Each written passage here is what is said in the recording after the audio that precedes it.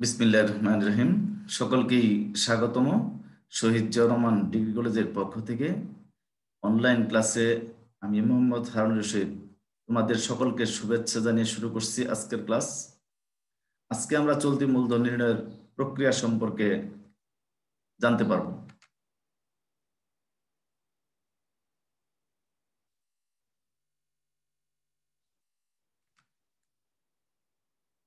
আজকে আমরা হিসাব বিজ্ঞান বিষয়ের অনার্স চতুর্থ বর্ষের কোর্স কোড 24-25-11 লেকচার নম্বর 1। লেকচারের শিরোনাম চলতি মূলধনের সমস্যার সমাধান। পাঠ শিরোনাম চলতি মূলধন পরিচিতির অঙ্কের সমাধান। Problem: The following particulars are available from cost records of a company. আজকে আমরা এই অঙ্কের বিস্তারিত নিয়ম কানুন এবং ভালোভাবে জানতে হলে আমার প্রথমেই অঙ্কের ডাকটা খুব সুন্দর করে বুঝে নিতে হবে। চলুন আমরা বুঝবার চেষ্টা করি। Element of cost, cost per unit. Element of cost, একটা পণ্য উৎপাদন করতে গেলে আমার প্রথমেই লাগে কাঁচামাল, র ম্যাটেরিয়ালস। দ্বিতীয় উপাদান লেবার অথবা ওয়েজেস, মজুরি বা শ্রমিক। র ম্যাটেরিয়ালস লাগে, শ্রমিক লাগে। ওভারহেডস, কারখানার উপরি খরচ লাগে। র ম্যাটেরিয়াল 24 টাকা, লেবার আছে 9 টাকা, ওভারহেড 18 টাকা। এই টোটাল কস্ট 51 টাকা একটা পণ্য উৎপাদন করতে আমার লাগে। একটি পণ্য উৎপাদন করতে আমার টোটাল কস্ট লাগে 51 টাকা। এখন ডাকেই বলে দেওয়া আছে, নিচে বলছে সেলিং প্রাইস 60 টাকা। এই কোম্পানি একটা পণ্য বিক্রি করে 60 টাকায়, তাহলে তার প্রফিট হয় 9 টাকা। পুরো স্ট্রাকচারটা কিন্তু এভাবে দেওয়া থাকবে, দেওয়া আছে। ফার্দার ইনফরমেশনে আছে raw materials are in stock on average 1 month. কাঁচামাল গুদাম ঘরে আমার মজুদ থাকে 1 মাস গড়ে। Raw materials are in process on average half a month. কাঁচামাল আমার গুদাম ঘরেই থেকে এনে মেশিনের মধ্যে প্রক্রিয়া করতে গেলে আমার সময় লাগে হাফ মাস, অর্ধেক মাস আর কি, 15 দিন। Finish goods are in stock on average 1 month.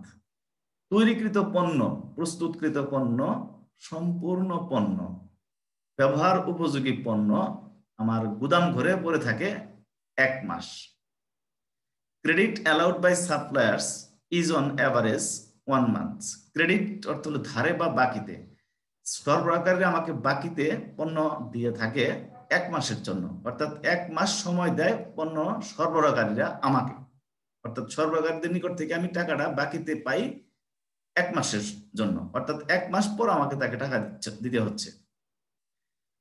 অনুরূপ credit allowed to debtors on is on average 2 months. আমরা দেনাদারের নিকট অর্থাৎ কাস্টমারের নিকট পণ্য যখন বিক্রি করি তখন তাদেরকে সময় দিয়ে থাকি আমরা বাকিতে, ধারে বা বাকির সময় দিয়ে থাকি 2 মান্থস, 2 মাস। Lag in payment of wages is 1.50 weeks, অর্থাৎ 1.5 সপ্তাহ। মজুরি বা শ্রমিকদেরকে আমরা টাকা দিতে পারি 1.5 সপ্তাহ পর, অর্থাৎ 1.5 সপ্তাহের জন্য আমরা তাদেরকে বকেয়া রেখে থাকি, 1.5 সপ্তাহ টাকা দিই না। তার মানে শ্রমিকদের আমরা 1.5 সপ্তাহ পর টাকা পরিশোধ করে থাকি। Leg in payment of overhead expense is 1 month. Overhead উপরি খরচ, উপরি খরচ আমি 1 মাস পর পরিশোধ করি, অর্থাৎ এই যে 1 মাস পর আমি পরিশোধ করি, কারখানা বা ফ্যাক্টরি ওভারহেড বাবদ যে টাকাটা ব্যয় হয়, উপরে আছে ওভারহেডস 18 টাকা। এটা তো এককের ক্ষেত্রে, আসলে আমরা উৎপাদন করি কত একক বছরে, এই বিষয়টা আমাকে দেখতে হবে আগে। নিচে দেখি, নিচে সম্ভবত আছে 8 নাম্বারে বলা আছে 25% of output is sold against cash. আমরা যতগুলো পণ্য উৎপাদন করতেছি বিক্রি করার সময় 25% নগদে বিক্রি করি আর 75% আমরা ধারে বিক্রি করে থাকি বাকিতে। দেনাদারের কাছে কোনো এক দেনাদারের কাছে 1 লক্ষ টাকার মাল বিক্রি করলাম, তাহলে তাকে সে আমাকে 1 লক্ষ টাকার 25% হিসাবে টাকা আসবে আমার 25,000 টাকা। তাহলে সে আমাকে 25,000 টাকা নগদ দিবে আর 75,000 টাকা তাকে আমি বাকি দিব। আর বাকি দিলে সে আমাকে আমার এই বাকির অর্থ, এই টাকাটা কিন্তু সে আমাকে টাকা দিচ্ছে 5 নম্বরে বলা আছে 2 মান্থস। দেনাদারকে আমরা কয় মাস সময় দিয়ে থাকি? 2 মাস। 2 মাস পর তাদের কাছ থেকে টাকাটা আমি আদায় করব। 9 নম্বরে বলা আছে cash on hand and at bank is expected to be টাকা 10,000। নগদ, হাতে নগদ টাকা এবং অথবা ব্যাংকে টাকা জমা থাকবে 10,000 টাকা। এটা আমরা প্রত্যাশা করতেছি, এক্সপেক্টেড টু বি টাকা 10,000, 10,000 টাকা আমার হাতে থাকবে, এটা আমরা প্রত্যাশা করতেছি। এখন উপরে এই প্রবলেমগুলা, এই ডাকটা দেওয়া আছে, নিচে আমাকে কি করতে বলছে, you are required to prepare a statement showing capital needed to finance a level of activity of 1,56,000 units of production। 1,56,000 unit বছরে আমার উৎপাদন করতে গেলে আমার কি পরিমাণ অর্থের প্রয়োজন সেটাই আমাকে সেই সম্পর্কে একটা বিবরণী তৈরি করতে বলছে। Statement showing capital needed statement showing, বিবরণীতে তুমি প্রদর্শন করো ক্যাপিটাল নিডেড টু ফিনান্স, মানে অর্থ প্রয়োজন পড়বে, মূলধন প্রয়োজন পড়বে কত টাকার, অফ কি জন্য, of a level of activity of 1,56,000 units of production, 1,56,000 unit উৎপাদন করার জন্য। It may be assumed that production is carried on evenly throughout the year. এখানে আরেকটি গুরুত্বপূর্ণ শব্দ আসছে আমার, evenly. Throughout the year লেখা আছে এই অঙ্কে, আদার্স অঙ্কে লেখা থাকতে পারে ডিউরিং দ্য ইয়ার, একই কথা। এখানে গুরুত্বপূর্ণ একটা বিষয় হলো যে প্রোডাকশন উৎপাদন কার্যক্রমটা এই কোম্পানি না, পৃথিবীর যত কোম্পানি আছে যারা পণ্যদ্রব্য উৎপাদন করে থাকে, এই সকল কোম্পানি কোনো সময়ই এরকম না যে 11 মাস উৎপাদন করেছে, 12 মাসের মধ্যে 11 মাস উৎপাদন করেছে, 1 মাস বন্ধ করে রেখেছে, এমন না। তারা যারা উৎপাদনকারী কোম্পানি, তারা প্রতি বছর অর্থাৎ অলওয়েজ তারা উৎপাদন কার্য চালিয়ে যায়। এখন আমার ডাকে ইভেনলি আনইভেনলি দুটো শব্দ থাকতে পারে, এর উপরে অঙ্কের মধ্যে আমার প্রভাব পড়বে। এই অঙ্কে লেখা আছে evenly. It may be assumed that production is carried on evenly throughout the year. Throughout the year, wages and overheads accrued similarly, and a time period of 4 weeks is equivalent to a month. এখানে বলা হলো যে সারা বছর শ্রমিকরা উৎপাদন কার্য পরিচালনা করবে এবং তাদের টাকা আর ওভারহেডের টাকাটা আমরা similarly throughout the year, সারা বছর সমভাবে বন্টন করে দিয়ে থাকি, মানে দিতে হয় আর কি। সারা বছর যেহেতু উৎপাদন প্রক্রিয়া চলতে থাকে, এই জন্য আমার সারা বছরই তাদেরকে কি করতে হয়, এই মজুরি বাবদ বা কারখানা উপরি খরচ বাবদ টাকাগুলো পরিশোধ করতে হয়। লাস্টে একটা কথা বলেছে, equivalent 4 weeks is equivalent to a month. 1 মাস সমান 4 উইকস, 4 উইকস। অর্থাৎ আমরা এমনিও জানি 1 মাসে সপ্তাহ কয়টি? 4টি। এটা ধরেই আমাকে কি করতে হবে, অঙ্কটা সমাধান করতে হবে। 1 মাস সমান 4 সপ্তাহ, এটা ধরে আমাকে অঙ্ক করতে হবে। এখন আমাদের একটু গুরুত্বের দিকে ধাবিত হতে হবে যে পুরা ডাকটা তো পড়লাম, ডাকটাই কিন্তু এত বড়। এখন অনেকেই আছে আদার সাবজেক্ট যারা আছেন, আমাদের এই ডাকটাই তো ওনারা অনেকেই বুঝবেন না। এখন আমরা যারা কমার্স পড়ি বা আমরা যারা অ্যাকাউন্টিং এর স্টুডেন্ট বা টিচার, আমরাই হয়তো বা বুঝবো যে এত বড় একটা ডাক, একটা পুরা পৃষ্ঠা ভরে একটা অঙ্কের ডাক, তাহলে অঙ্কটা সমাধান করতে আবার কতটুকু সময় লাগে। সময় তো আমাকে অবশ্যই দিতে হবে, যেহেতু ডাকই বড়। চলো আমরা সমাধানটা দেখি। সলিউশন করতে গেলে পূর্বের ডাকটা আমার মাথায় রাখতে হবে, ডাকের তথ্যগুলা অবশ্য আমার মাথায় থাকে, একবার ডাক পড়লে আমার মনে থাকে। সেই হিসেবে আমি বলছি ওয়ার্কিংস এন্ড নোটস, আমার কিছু টিকা এবং নোট করতে হবে। 1 নাম্বার টিকা, লেভেল অফ অ্যাক্টিভিটিস 1,56,000 ইউনিটস পার অ্যানাম। আমরা ডাকে পড়ে আসলাম, 1 বছরে আমরা উৎপাদন করি কত 1,56,000 ইউনিটস। আমি এই কথাটা এখানে লিখে রাখলাম যে 1 বছরে আমার মাথায় রাখতে উৎপাদন করি আমি 1,56,000 ইউনিটস। 2 নাম্বার টিকা করেছি আমি এভারেজ উইকলি প্রোডাকশন, তাহলে আমি সপ্তাহে গড়ে উৎপাদন করি কত ইউনিট। এভারেজ উইকলি, সরি আমার এখানে 52 দিয়ে ভাগ করতে হবে, আমি 12 দিয়ে ভাগ করেছি, এটা 12 এক মাসে রূপান্তর করেছিলাম বিধায় 12 দিয়ে ভাগ করেছিলাম, কিন্তু এটাকে আমি ভাগ করতে হবে কত দিয়ে, 12 দিয়ে, সরি 52 দিয়ে। 52 সপ্তাহে 1 বছর আমরা জানি। এভারেজ উইকলি যদি বের করতে যাই তাহলে আমার 1 বছর উৎপাদন করি 1,56,000 ইউনিট, একে ভাগ করতে হবে আমার 52 দিয়ে। 52 দিয়ে ভাগ করলে আমার 3,000 ইউনিট আসবে। এখন আমার চিন্তা করতে হবে এই 3,000 ইউনিট উৎপাদন করতে আমার কাঁচামাল লাগে কত টাকার। কাঁচামাল একক প্রতি আমরা পরে আসলাম 24 টাকা, তাহলে 3,000 গুণন 24, তাহলে 72,000 টাকা। এই ওয়ার্কিংসটাই কিন্তু মেইন অঙ্ক, পরের অঙ্কে যায় ছকে শুধু আমরা বসিয়ে দিব টাকাগুলা। এখানে কিন্তু বুঝতে হবে যে আমরা কাঁচামাল আমরা পরে আসলাম একক প্রতি কাঁচামাল লাগে 24 টাকা, তাহলে আমি যদি সপ্তাহে পণ্য উৎপাদন করতে যাই তাহলে আমার 1 সপ্তাহের চিন্তা করতে হবে অলওয়েজ মাথার মধ্যে, যে 1 সপ্তাহে আমার কত টাকা লাগতেছে। কাঁচামাল বাবদ আমার 1 সপ্তাহে লাগতেছে 72,000 টাকা। লেবার শ্রমিকদের মজুরি দিতে হচ্ছে প্রতি ইউনিটে 9 টাকা, তাহলে 3,000 ইউনিট যদি আমি উৎপাদন করি 3 নং 27,000 টাকা আমার শ্রমিকদের মজুরি দিতে হচ্ছে।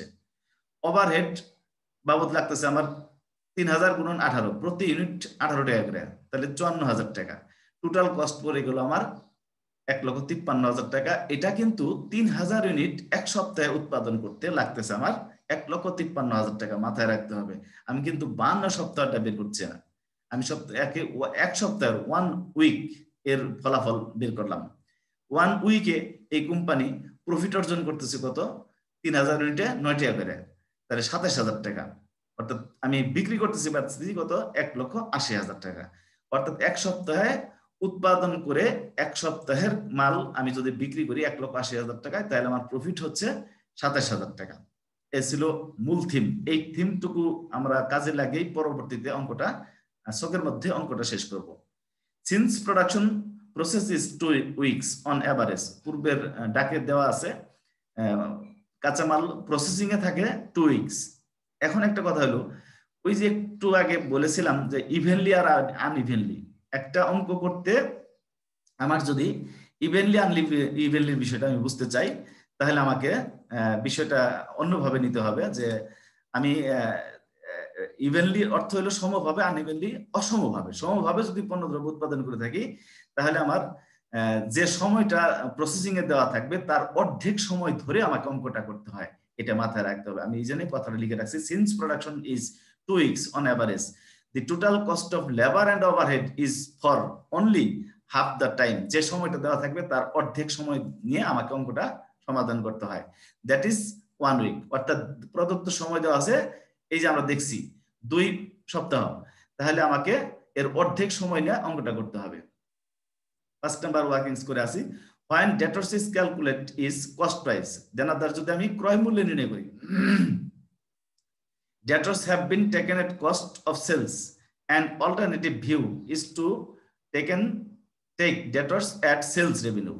আমরা যদি দেনাদারকে ক্রয় মূল্যে হিসাবভুক্ত করি তাহলে হবে এক রকমের একটু তথ্যটা আসবে, আর যদি দেনাদারকে আমরা বিক্রয় মূল্যে নির্ণয় করি তবে বিক্রয় মূল্যে নির্ণয় করাটাই সবচেয়ে বেটার, মাথায় রাখতে হবে। আমরা যদি দেনাদারকে বিক্রয় মূল্যে ধরে বিক্রয় মূল্যে নির্ণয় করে অঙ্ক করি তাহলে অঙ্কটা সঠিক হয় সবচেয়ে বেশি, অর্থাৎ শুদ্ধতার পরিমাণটা অঙ্কের মধ্যে বেশি আসে।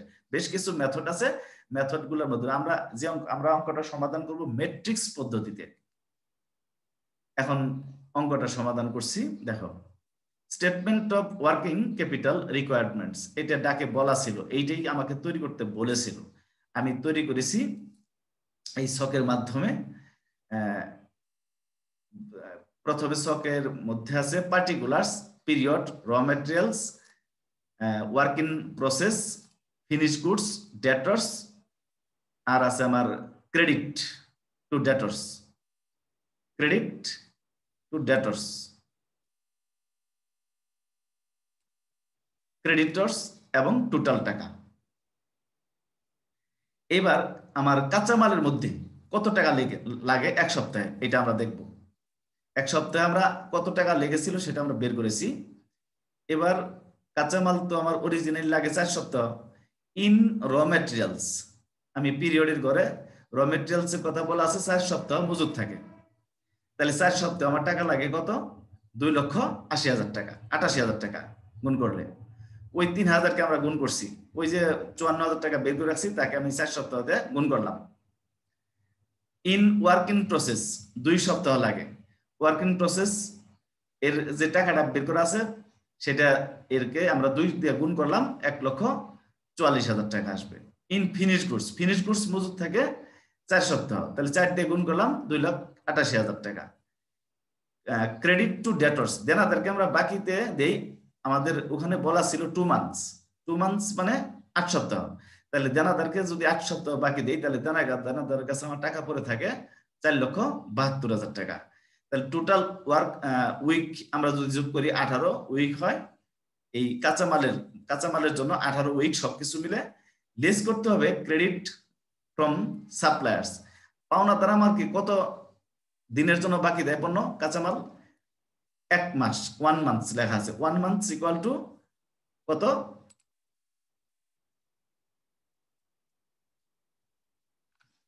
1 মান্থ ইকুয়াল টু 4 উইকস। এই 4 উইকসে তার টাকা লাগে আবার 2,88,000 টাকা। তাহলে এটা আমরা বাদ দিলাম, এই 2,88,000 টাকা বিয়োগ করলাম এই 4টার যোগফল থেকে, এই 4টির যোগফল থেকে 2,88,000 টাকা আমরা বিয়োগ করব, যেহেতু এইখানে লেস আছে। তাহলে আমার টোটাল টাকা লাগতেছে 8,64,000 টাকা কাঁচামাল বাবদ 1 সপ্তাহে না, পুরা বছরে। এখন কিন্তু আমরা নির্ণয় করতেছি পুরা 1 বছরে। 1 বছরে 8,64,000 টাকা লাগতেছে কাঁচামাল বাবদ। এবার আসি আমরা লেবার বাবদ লাগতেছে আমার কত টাকা সেটা বের করব। ইন ওয়ার্ক ইন প্রসেস লেবারের মূল্য যখন বের করব তখন কিন্তু আমার আর এই কাঁচামালটা থাকে না। শ্রমিকদের মজুরি বা ওভারহেড মূল্য যখন বের করব তখন আমার দেনাদারের মূল্য, তখন কিন্তু আমার এই কাঁচামালটা থাকে না। কাঁচামালটা শুধু এই একটা প্রথমেই থাকবে, এরপরে আর কোনোদিনই পরবর্তী স্টেপগুলোতে কাঁচামাল লাগে না। লেবারের মধ্যে ওয়ার্ক ইন প্রসেস এই তিনটা সব সময় থাকবে। In work in process, in finish goods, credit to debtors. খালি যার যার সময় আছে সময় দিয়ে আমরা গুণ করে দিলেই লেবারের টাকা আমরা এখানে ম্যাটেরিয়ালস করছি, ওয়ার্কিং সে বের করে রাখছি ম্যাটেরিয়ালস কত টাকা লাগে তাকে আমরা উইকস গুলাতে গুণ করছি। আর এখানে লেবার ক্যালকুলেট করতেছি, লেবারের মূল্য আমরা যত টাকা বের করেছি এই লেবারের টাকাকে আমরা 1,4,8 উইকস দিয়ে গুণ করলাম, এই টাকাগুলো আসলো। টোটাল টাকা লাগতেছে আমার এত। এই টাকাটা আবার মেন মাইনাস হয়ে যাবে এখান থেকে। লেগ ইন পেমেন্ট, শ্রমিকরা আমার বাকি দেয় 1.5 সপ্তাহের বলা ছিল, বাকিতে শ্রমিকদেরকে আমরা টাকা পরিশোধ করি 1.5 সপ্তাহ পর পর। তাহলে এই 1.5 সপ্তাহের আমি একটা সুযোগ পাচ্ছি, এই 1.5 সপ্তাহের টাকা আসতেছে 40,500।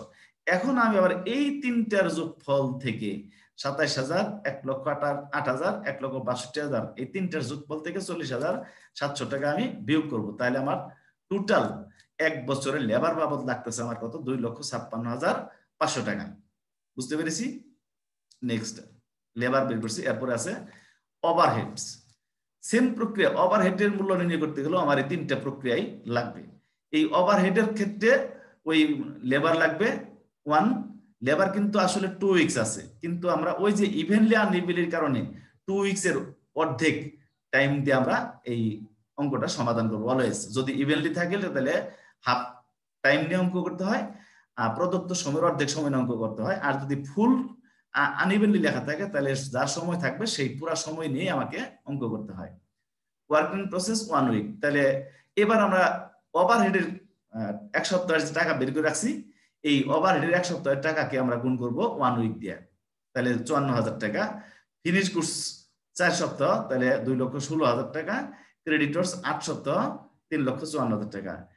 এখান থেকে আমরা ওভারহেড আবার বকেয়া থাকে 1 মাস, এই 1 মাস বকেয়া থাকলে এখান থেকে আমরা বাদ দিব এই 2,16,000 টাকা।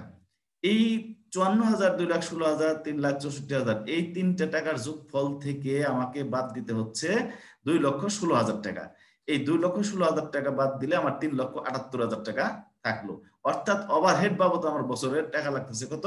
3,78,000 টাকা। এবার ডি নাম্বারে আমরা প্রফিট ক্যালকুলেট করব। প্রফিট তো আমার থাকে কার মধ্যে? প্রফিট তো আমার কাঁচামালের মধ্যে থাকে না, প্রফিট আমার থাকে না লেবারের মধ্যে, প্রফিট আমার থাকে না ওভারহেডের মধ্যে, প্রফিট থাকে আমার কোথায়? ডেটর্স, দেনাদারের মধ্যে। অর্থাৎ যাদের কাছে আমি মাল বিক্রি করি তাদের কাছে আমার বিক্রিত মালের মধ্যে আমার প্রফিটটা চলে যায়। যাদের কাছে আমি মাল বাকিতে বিক্রি করি আর নগদে বিক্রি করি, যখনই বিক্রি করি তখনই কিন্তু আমার একটা প্রতিষ্ঠানের লাভের প্রশ্ন আসে। এই জন্যই বিক্রি মানে কি? ডেটর্স বা দেনাদার। এই ডেটর্স আমার 8 সপ্তাহ, আমরা দেনাদারকে বাকি দেই কত সপ্তাহের জন্য? 8 সপ্তাহের জন্য। এই 8 সপ্তাহ দিয়ে আমার টোটাল টাকাটাকে গুণ করলে 1,62,000 টাকা। এই যে ডেটর্স এর ঘরে লিখলাম, প্রত্যেকটার কিন্তু উপরে ঘর আছে, র ম্যাটেরিয়ালস এর ঘর, ওয়ার্ক ইন প্রসেস এর ঘর, finish goods, debtors, creditors, total টাকা প্রত্যেকের ঘর আছে। এই যেহেতু প্রফিটের টাকাটা ডেটর্স এর মধ্যে অন্তর্ভুক্ত থাকে, তাহলে ডেটর্স এর আমার টাকা আসছে কত? 1,62,000 টাকা। এই 1,62,000 টাকা আমার টোটালের ঘরের মধ্যে ঢুকবে। টোটালের ঘরে এখন আমার এই 8,64,000 টাকা, এই 2,56,500 টাকা, 3,78,000 টাকা, 1,62,000 টাকা, এগুলা যোগ করলে আমার 16,60,500 টাকা আমার টোটাল ওয়ার্কিং ক্যাপিটাল প্রয়োজন। আমি প্রথমেই আলোচনা করছিলাম, আমরা শিখবো কি ওয়ার্কিং ক্যাপিটাল নির্ণয় করার প্রক্রিয়াটা। আমি এই প্রক্রিয়াতে ওয়ার্কিং ক্যাপিটাল গুলা নির্ণয় করলাম এবং ফলাফল পেলাম যে 16,60,500 টাকা আমার ওয়ার্কিং ক্যাপিটাল প্রয়োজন এক বছরে। আবার এই দিক দিয়ে এইগুলা র ম্যাটেরিয়ালস এর যোগফল নামাইছি, ওয়ার্ক ইন প্রোগ্রেসের যোগফল, যা আছে টাকা, যে কটা টাকা ঢুকছে সব কটাই যোগফল নামাইছি। যোগফল নামাইলে আমার র ম্যাটেরিয়ালস বাবদ টোটাল 2,88,000 টাকা লাগছে কাঁচামাল বাবদ এক বছরে। আর ওয়ার্ক ইন প্রসেস এর মধ্যে আমার লাগে কত? 2,25,000 টাকা। ফিনিশ গুডস এর মধ্যে আমার টাকা আছে কত? 6,12,000 টাকা। ডেটর্সদের কাছে আমার টাকা আছে কত? 10,80,000 টাকা। আর ক্রেডিটর্স আমার কাছে পাবে কত? 5,54,500 টাকা। প্রত্যেকটা টাকার তথ্য কত সুন্দর করে আমরা চোখের মধ্যে আমাদের টাকাগুলো চলে আসে। আমরা কিন্তু ইচ্ছা করলে কত সুন্দর মজার মজার অঙ্কগুলো আমরা করতে পারি ইচ্ছা করলেই। আসলে ইচ্ছা থাকতে হবে, জানার আগ্রহ থাকতে হবে। আমি তোমাদের সবচেয়ে একটা উত্তম প্রক্রিয়ায় অঙ্কটির সমাধান দেখাইলাম। আমরা নিশ্চয়ই বুঝতেও পেরেছি কি প্রক্রিয়াতে কিভাবে আমাকে নির্ণয় করতে। প্রত্যেকটা অঙ্ক তোমরা সমাধান করবা একই ভাবে। এই যে ফর্মুলা দিয়েছি আমি সুন্দর করে প্রথমে ওয়ার্কিং নোট দিয়ে দিছি। আমরা মাথায় রাখতে হবে আমরা অনার্স ফোর্থ ইয়ার এর ছাত্র, আমরা অনার্স ফোর্থ ইয়ার স্টুডেন্ট। আমাদের এখন মেধা, বিদ্যা, বুদ্ধি, বয়স, চতুরতা, এভরিথিং কিন্তু অনেক বেশি আগের চেয়ে। আমরা কিন্তু ওই college level, not only college, আমরা এখন ইউনিভার্সিটি স্টুডেন্ট। সেক্ষেত্রে আমাদের তো একটু পরিশ্রম থাকতেই হবে, চালাক চতুর হতেই হবে। আর এই প্রক্রিয়াগুলো যদি আমরা সুন্দর করে আমাদের মেধাগুলোরে খাটিয়ে আমরা অঙ্কগুলো সমাধান করি, আমাদের কোনো সময় দেখবে অ্যাকাউন্টিং এর অঙ্কগুলো চর্চা করতে বা সমাধান করতে আমাদের খারাপ লাগার কথা না। কিন্তু মাথায় রাখতে হবে আমাদের মূল থিম, রুলসটা কি, কি রুলসে অঙ্ক করলে আমাদের কাছে আমার অঙ্কগুলা খুব সহজ লাগবে। এই বিষয়গুলোই আমাদের একটু মাথায় জোরালো ভাবে নেওয়া দরকার। আমি যে তোমাদের পদ্ধতিটা দেখাইলাম, তোমরা দেখো খেয়াল করে, আমরা যদি এই ওয়ার্কিংসটা বুঝি ঠিক মতো, ওয়ার্কিংস এর নোটস, এই ওয়ার্কিংস এর মধ্যে এই যে আমি তোমাদের দেখালাম যে র মেটেরিয়ালস লাগছে আমার 72,000 টাকা। আমি দেখো এই অঙ্কের মধ্যে এই যে র মেটেরিয়ালস, এই 4 সপ্তাহ আমি 72,000-কে 4 দিয়ে কিন্তু গুণ করেছি, 2,88,000 টাকা হয়েছে। তাহলে আমার অঙ্কটা কি? মূল অঙ্ক হলো এই জায়গায় আমি এক বছরে আমি 1,56,000 ইউনিট উৎপাদন করে থাকি। তাহলে আমি সপ্তাহে উৎপাদন করি কত? 3 উইকস, 3,000 ইউনিটস। এই 3,000 ইউনিটস সপ্তাহে উৎপাদন করতে গেলে এর জন্য আমার কাঁচামাল লাগে কত টাকা? 24 টাকা হারে 72,000 টাকা। লেবার লাগে কত? 27,000 টাকা। ওভারহেড লাগে 54,000 টাকা। টোটাল কস্ট আমার পড়ে যায় এক সপ্তাহে 1,53,000 টাকা। এর মধ্যে আমি প্রফিট করতে পারি কত? 27,000 টাকা। আর বিক্রি করতে পারি কত? 1,80,000 টাকায়। 1,80,000 টাকায় বিক্রি করতে গেলে আমার কাঁচা মাল কিনতে হয় 72,000 টাকার, আমার লেবার দিতে হয় বা ২৭,০০০ টাকা, ওভারহেড বাবদ খরচ করতে হয় ৫৪,০০০ টাকা, টোটাল খরচ করতে হয় ১,৫৩,০০০ টাকা। এই ১,৫৩,০০০ টাকার মাল আমি বিক্রি করতে পারি ১,৮০,০০০ টাকায়। ১,৮০,০০০ টাকায় বিক্রি করলে আমার প্রফিট আসে কত? ২৭,০০০ টাকা। এই যদি এক সপ্তাহের ক্যালকুলেশন আমরা করতে পারি, আমরা কেন ১২ মাসের হিসাবটা এখানে আনতে পারবো না? এত সুন্দর প্রক্রিয়ায় প্রথমে তুমি লিখবা এ নাম্বার দিয়ে ম্যাটেরিয়ালস, তারপরে লিখবা বি নাম্বার দিয়ে লেবার, তারপরে সি নাম্বার দিয়ে লিখবা ওভারহেডস, ডি নাম্বার দিয়ে লিখবা তুমি ডেটর্স। এখন এই প্রক্রিয়াতে কত সুন্দর করে আমরা অঙ্কটা সমাধান করে ফেললাম। অর্থাৎ দেখলাম আমার সারা বছরে ওয়ার্কিং ক্যাপিটাল নিডেড ১৬,৬০,৫০০ টাকা। আমরা মনে হয় এখন একটু বুঝতে পেরেছি, কিছু হলেও বুঝতে পেরেছি। আমরা আজকের লেকচার নাম্বার 1 গেল। আমরা নেক্সট এই অঙ্ক তোমরা আরেকটু সমাধান করবা, আরেকটু চিন্তা ভাবনা করবা, নিজেরা প্র্যাকটিস করবা, করার পর সমস্যাগুলো নিয়ে আমার সামনে হাজির হবা। এবং নেক্সট আমরা যদি আল্লাহ আমাদেরকে বাঁচিয়ে রাখে, আমরা 2 নাম্বার লেকচারে 2 নাম্বার লেকচার শিটে আমরা আবার নতুন করে আরেকটি অঙ্ক সমাধান করতে পারবো। এভাবে আমরা 2, 4, 5টা অঙ্ক সমাধান করলে আমরা নিশ্চয়ই এই অধ্যায়ে আমাদের আর বাকি থাকার কথা না। তাহলে নিশ্চয়ই তোমরা প্রক্রিয়াটা সুন্দরভাবে দেখলে, শুনলে, বুঝলে। এবার আমার চলে যাবার সময় হয়ে গেল। তার আগে আমরা সামারি অফ স্টেটমেন্টটা একটু ক্যালকুলেট করে দেখব। আমার ওই পৃষ্ঠায় আমি যোগফলগুলো নামিয়ে রেখেছি। সেখানে র মেটেরিয়ালস লাগছে 2,88,000 টাকা, ওয়ার্ক ইন প্রসেস লাগছে 2,25,000 টাকা, ফিনিশ গুডস বাবদ লাগে আমার 6,12,000 টাকা, ডেটর্স লাগে আমার 10,80,000 টাকা। অর্থাৎ মোট লেগেছিল আমার 22,05,000 টাকা। এখান থেকে ক্রেডিটর্সের টাকাটা আমি 5,54,500 টাকা যদি বাদ দেই, তাহলে আমার 16,60,500 টাকা নিডেড। এক বছরে আমার চলতি মূলধন লাগে কত? 16,60,000 টাকা। এর সাথে আমরা এক্সপেক্টেড করেছিলাম 10,000 টাকা আমার কি করবো? আমরা হাতে এবং ব্যাংকের মধ্যে জমা রেখে দেব। তাহলে টোটাল আমার লাগে কত? 16,70,500 টাকা। মোট এস্টিমেটেড ওয়ার্কিং ক্যাপিটাল রিকোয়ারমেন্টস, আনুমানিক আমার চলতি মূলধনের প্রয়োজন পড়বে কত? 16,70,500 টাকা। নিশ্চয়ই আমরা এখন বুঝতে পারলাম এই সামারি স্টেটমেন্টের মাধ্যমে। এটাই ছিল আমার ক্লাসের সর্বশেষ বিষয়। এখন আমরা দেখি কি করতে পারি। আমি চলে যাব। সকলকে ধন্যবাদ জানিয়ে আজকের ক্লাস শেষ করছি। খুদা হাফেজ।